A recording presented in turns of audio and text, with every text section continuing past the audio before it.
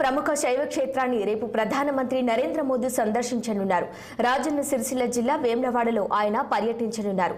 మోదీ పాల్గొనే బహిరంగ సభకు అధికారులు, పార్టీ శ్రేణులు అన్ని ఏర్పాట్లు పూర్తి చేశారు.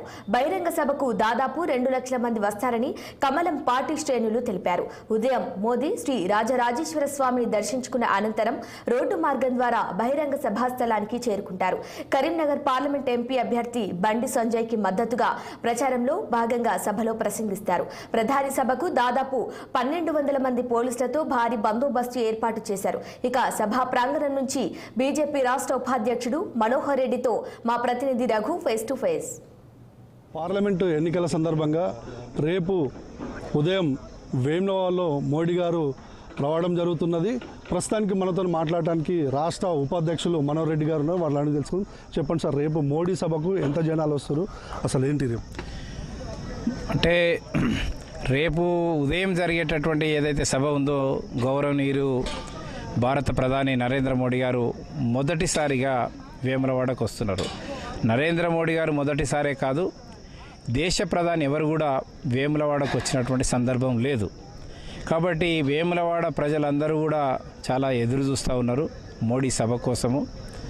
మొదటిసారి అవకాశం మాకు లభించింది, మోడీ గారిని చూసే అవకాశము, అదే రకంగా వాళ్ళు ఇచ్చే సందేశం వినే అవకాశం లభించింది అనేటటువంటిది ప్రజల నుంచి వస్తున్నటువంటి స్పందన.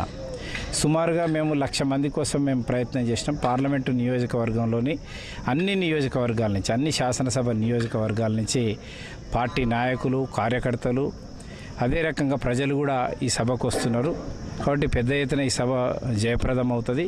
ఈ సభ తర్వాత ఖచ్చితంగా ఇంకా అటు ఇటు అనేది లేకుండా మరి మా భారతీయ జనతా పార్టీ అభ్యర్థి బండి సంజయ్ కుమార్ గారు భారీ మెజారిటీతోనే గెలుస్తారనేటటువంటి ఒక సంకేతం ప్రజలకు పోతుంది.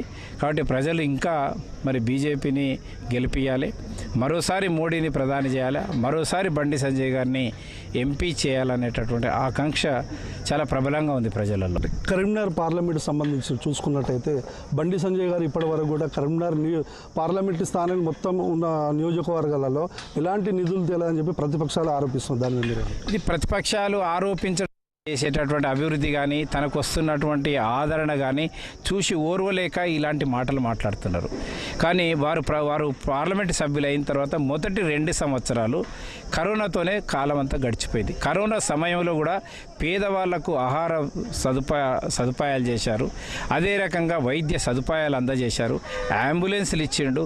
కరోనా సమయంలో ఎవరైనా నాయకులు పేదవాళ్లకు బయటకు వచ్చి సహాయం చేసిరా అని నేను అడుగుతున్నా. చేసిన నాయకుడు ఒకే ఒక్క నాయకుడు బండి సంజయ్ గారు. దాని తర్వాత ఉన్న 3 సంవత్సరాల్లో కూడా ఎంపీ యొక్క లాడ్స్ను ఉపయోగించి మరి మంచినీటి సదుపాయం కావచ్చు, స్ట్రీట్ లైట్ సదుపాయం కావచ్చు, అదే రకంగా భవనాలు, కమ్యూనిటీ హాల్స్ కోసం ఈ రకంగా నిధులు వెచ్చించిండు. రేవంత్ రెడ్డి గారు ఆయన ఇచ్చినటువంటి 6 గ్యారెంటీల పేరుతోనే అందులో ఉన్నటువంటి 66 హామీలను అమలు చేయలేక ఈరోజు ప్రజలను ఆ దృష్టి మరల్చడం కోసమే ఈరోజు ఈ రకమైనటువంటి ఒక అబద్ధపు ప్రచారాన్ని తీసుకున్నాడు. ఈరోజు కాంగ్రెస్ పార్టీని గాడిద గుడ్డు పార్టీ అని అంటున్నారు. మీరు గాడిద గుడ్డు అని చెప్పేసి ఊరేగుతున్నారు కదా, అది మీకు చెల్లుతుంది. ఖచ్చితంగా ముమ్మాటికి కాంగ్రెస్ పార్టీ ఈరోజు తెలంగాణ రాష్ట్రంలో గాడిద గుడ్డు పార్టీగా మారిపోయింది తప్ప కాంగ్రెస్ పార్టీ అని ఎవరు అంటలేరు. ఈరోజు గాడిద గుడ్డు పార్టీ ఎవరై అంటే రేవంత్ రెడ్డి పార్టీ, కాంగ్రెస్ పార్టీ అని అంటున్నారు. కాబట్టి ఒక్కసారి ప్రజల నుంచి ఏ రకమైనటువంటి స్పందన ఉన్నదో ఒకసారి మీరు అర్థం చేసుకోవాలా. ఓకే, రేపు చూసుకున్నట్టయితే రేపు ఉదయం 9:20 మోడీ గారు వేములవాడకు చేరుకుంటారు. దాని అనంతరం వేములవాడ రాయరేశ్వర స్వామిని కూడా దర్శించుకొని ఇక్కడున్న సభ ప్రాంగణంలో మోడీ గారి సభలో పాల్గొంటారు. అంతేకాకుండా ప్రజలను ఉద్దేశించి మాట్లాడతారు. అంతేకాకుండా బండి సంజయ్ సంబంధించిన రేపు పార్లమెంటు వ్యవస్థ గురించి మాట్లాడి వారికి ఓటేయాలని చెప్పి కూడా మోడీ గారు చెప్తారు. అంతేకాకుండా బండి సంజయ్కి కరీంనగర్ పార్లమెంటు ప్రజలంతా మంచి మద్దతుగా ఉన్నారు, వారిని అత్యధిక మెజారిటీతో గెలిపిస్తారని చెప్పి చెప్తున్నారు. కెమెరా పర్సన్ రాజుతో రఘు, 6 TV వేములవాడ నుండి. మహబూబ్ నగర్ పార్లమెంట్ పరిధిలో ఎన్నికల ప్రచారం